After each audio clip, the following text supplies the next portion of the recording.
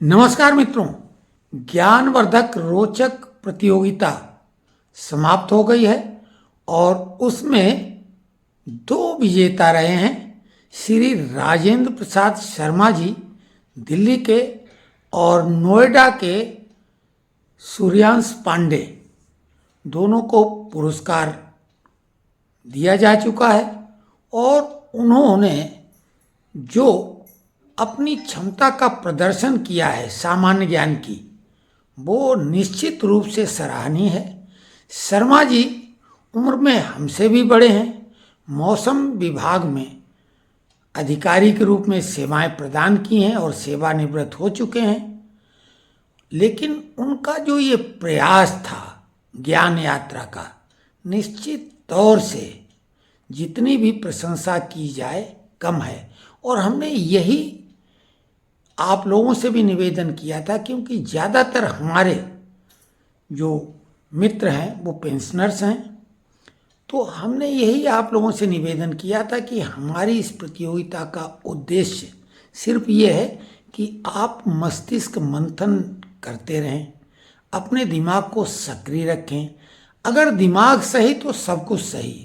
आप सर्दी का समय जरूरी नहीं कि सुबह उठ के टहलने निकल जाएं, क्योंकि टहलने के बजाय घर बैठे आप टहलने जैसा लाभ ले सकते हैं बिना कहीं जाए हुए और सुरक्षित।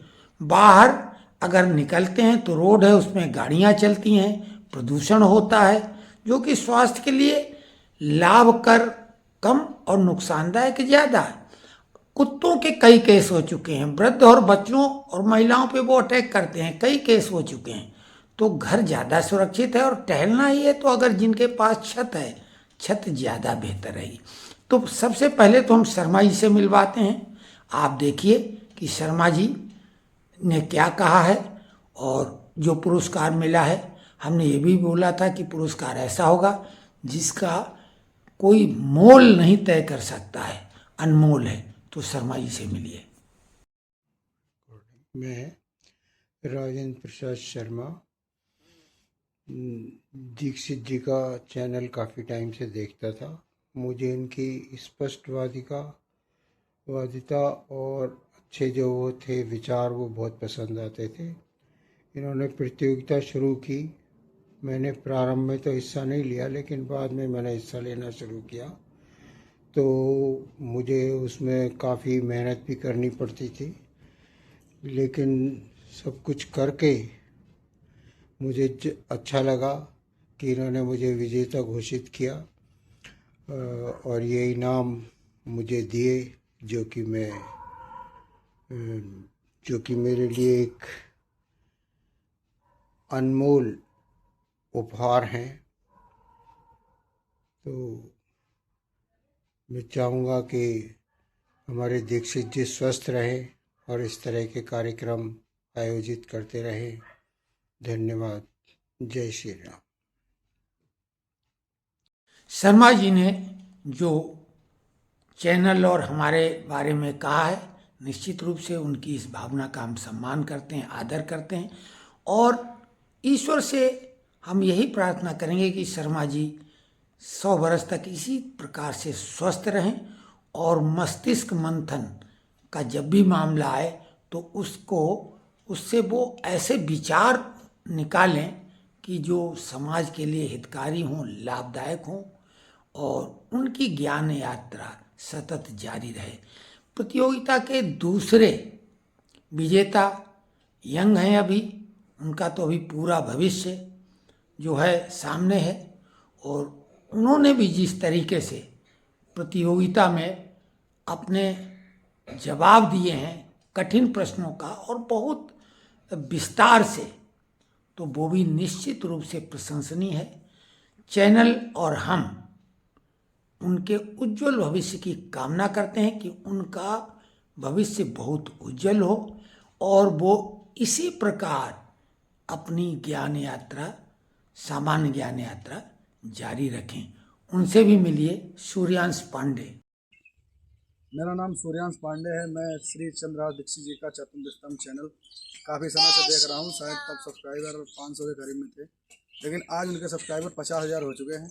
मेरी और उनकी विचारधारा काफ़ी एक जैसी थी, इसलिए मैं उनके चैनल को बराबर देखता था।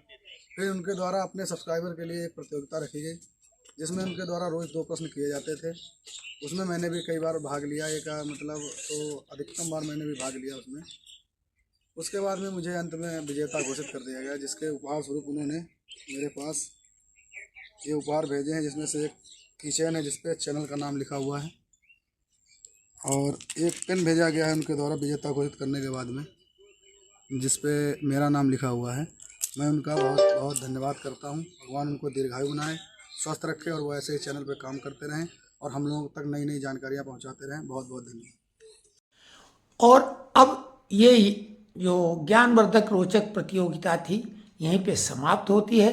पिछला प्रश्न जो हमने पूछा था उसका उत्तर दे देते हैं। हमने पूछा था कि कौन सी ऐसी खाने की चीज़ है जो अंकुरित होने के बाद हानिकारक हो जाती है।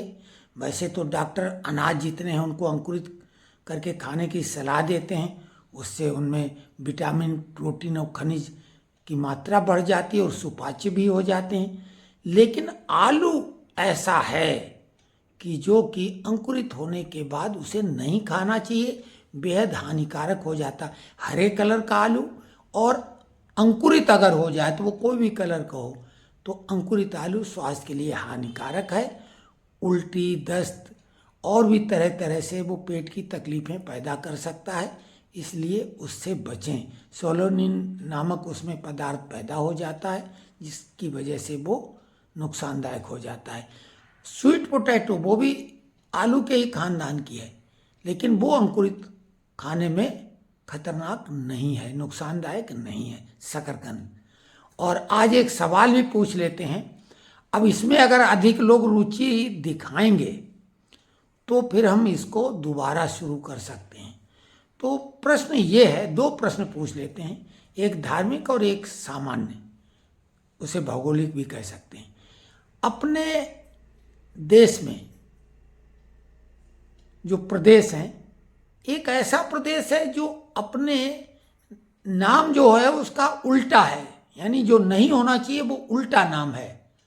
कोई चीज़ का जो अर्थ निकलता है तो वो विपरीत है अपने जो नाम के अनुसार, तो उसका नाम बताना है।